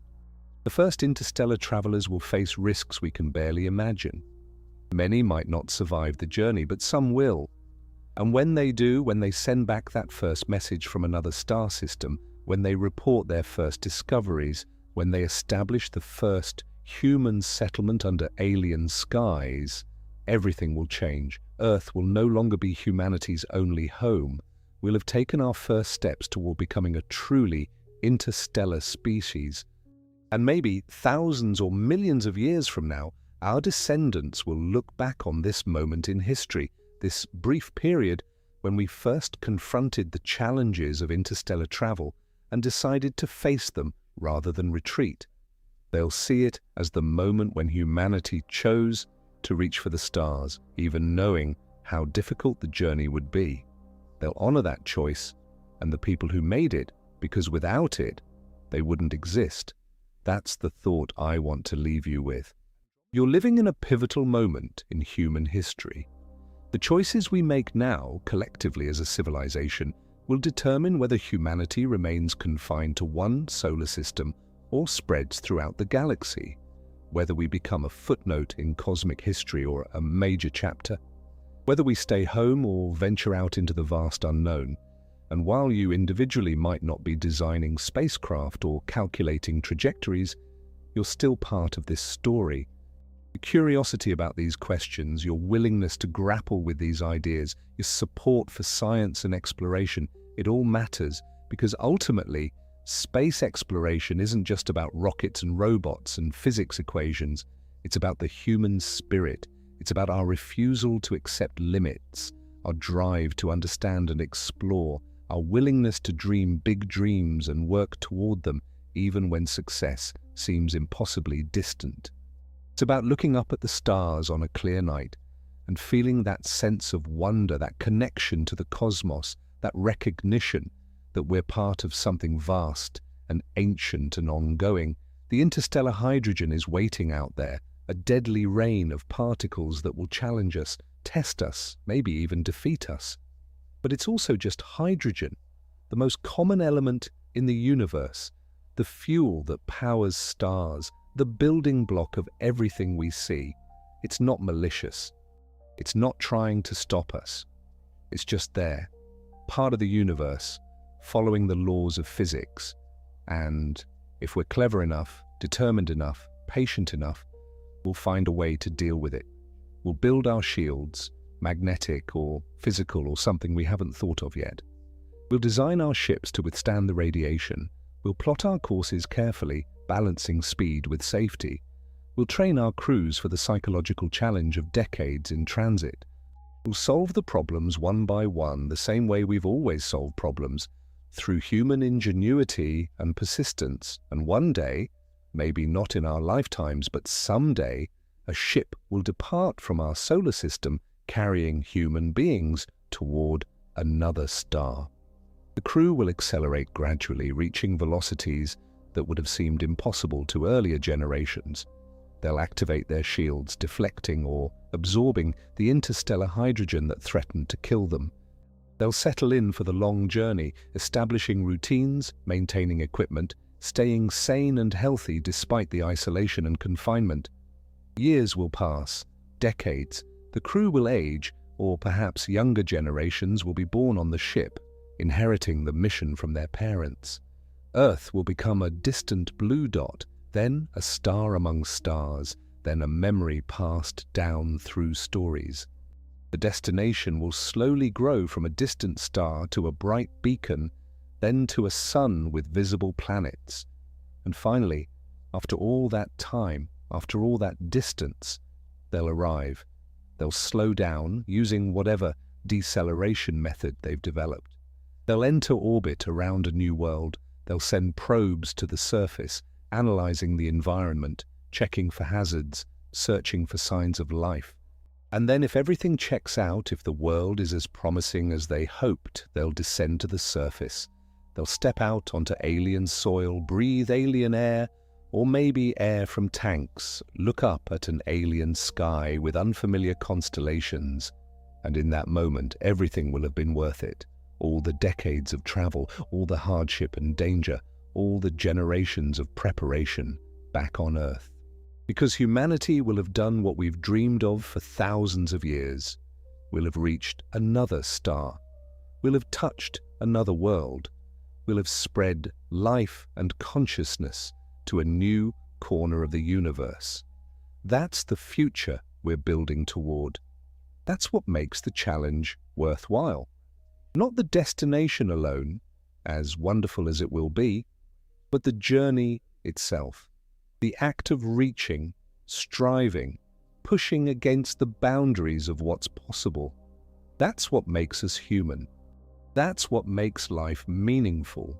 So when you look up at the stars tonight, remember, they're not just distant lights, they're destinations, they're possibilities, they're the future calling to us across the vast darkness of space.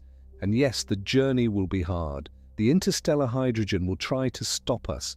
The distances will seem insurmountable, the challenges will be enormous, but we're going anyway, because that's what humans do. We reach for the stars. If you made this far, I am sure you will love this other video at the left side of the screen. Why the fastest thing in the universe still isn't fast enough.